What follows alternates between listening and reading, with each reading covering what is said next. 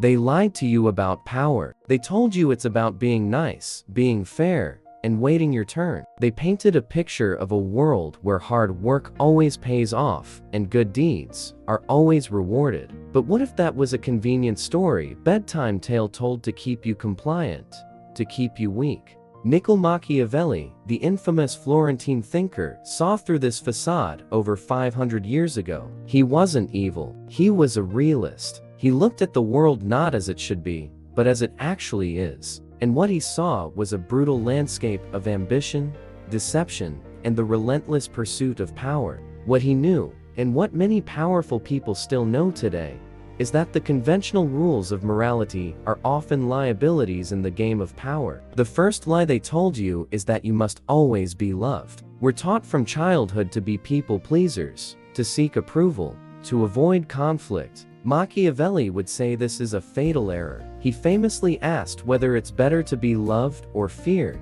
His answer: while it's ideal to be both, if you must choose, it is much safer to be feared than loved.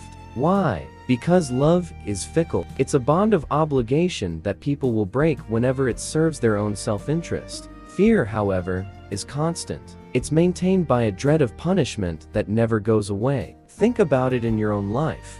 The boss, who is everyone's friend, is often the first one to be taken advantage of. Deadlines are missed, and standards slip, because employees know there are no real consequences. But the boss, who is respected, who maintains a clear line of authority, and isn't afraid to enforce it, commands a different kind of attention. This isn't about being a tyrant. It's about understanding that respect, and a healthy dose of fear of consequences, is a far more reliable foundation for authority than a fleeting desire to be liked. The second great lie is that you should always be honest and keep your word. This is the cornerstone of our ethical teachings. But Machiavelli observed that the princes who achieved great things were the ones who knew when to break their promises. He saw that a ruler who is always bound by his word is at the mercy of those who are not. If everyone else is playing by a different set of rules, your unwavering integrity becomes a weakness they can exploit. He wrote that a wise ruler cannot, and should not, keep his word when it is to his disadvantage. This sounds cynical, but it's a strategic calculation. The world is filled with people who will not keep their faith with you, so you are not bound to keep faith with them. The key here is perception. You must appear to be virtuous. You must project an image of mercy, faith, integrity, and religion. But you must be mentally prepared to act contrary to these qualities when necessity requires it. It's about mastering the art of appearances, understanding that what people see is often more important than the reality. The third lie is perhaps the most insidious, that you should wait for power to be given to you. We're told to put our heads down, work hard, and eventually,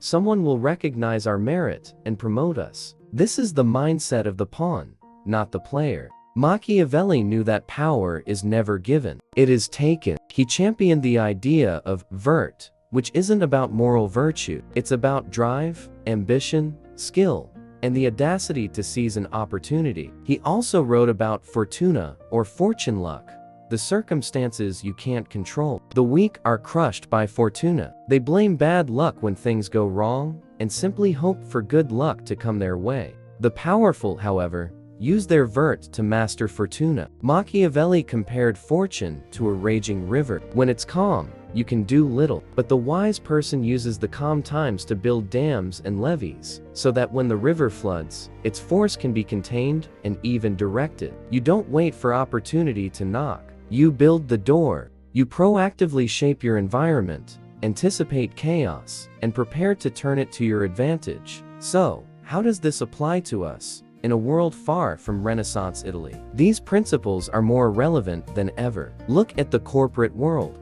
The person who gets the promotion isn't always the most competent. It's often the one who best manages their image, builds strategic alliances, and isn't afraid to make bold, sometimes ruthless, moves. They understand that perception is reality. In our personal lives, the person who is constantly taken advantage of is the one who is too afraid to set boundaries, too afraid of not being liked. They haven't learned that a little bit of fear, in the form of respecting consequences, is essential for healthy relationships. They believe the lie that being endlessly giving will earn them love, when in reality, it often earns them disrespect. This isn't a call to become a manipulative monster. That's a gross misreading of Machiavelli. It's a call to become a realist. It is about shedding the naive beliefs that hold you back and seeing the world for what it is, a complex arena of competing interests. The true lesson from Machiavelli is not to be evil, but to be effective. It is to understand the weapons that are used in the game of power so that you can defend yourself and, when necessary, use them to advance your own legitimate goals. The weak are destroyed because they cling to a moral rulebook that their opponents have thrown away. They play checkers while everyone else is playing chess. They hope for the best, while the powerful prepare for the worst. They seek love, while the powerful command respect. They wait for their turn, while the powerful create their own. So, stop believing the lies. Understand that human nature is driven by self-interest. Master the art of perception. Be prepared to be decisive and even feared when the situation demands it. And most importantly, stop waiting for power to be handed to you. Cultivate your vert, your skill, your ambition, and your courage. See the world as it is, and build the dams to control your own fortune. That is the timeless knowledge that separates the powerful from the weak. Thank you so much for watching. If this video made you think, please hit the like button and subscribe for more content that challenges the way you see the world. Let me know your thoughts in the comments below. See you in the next one.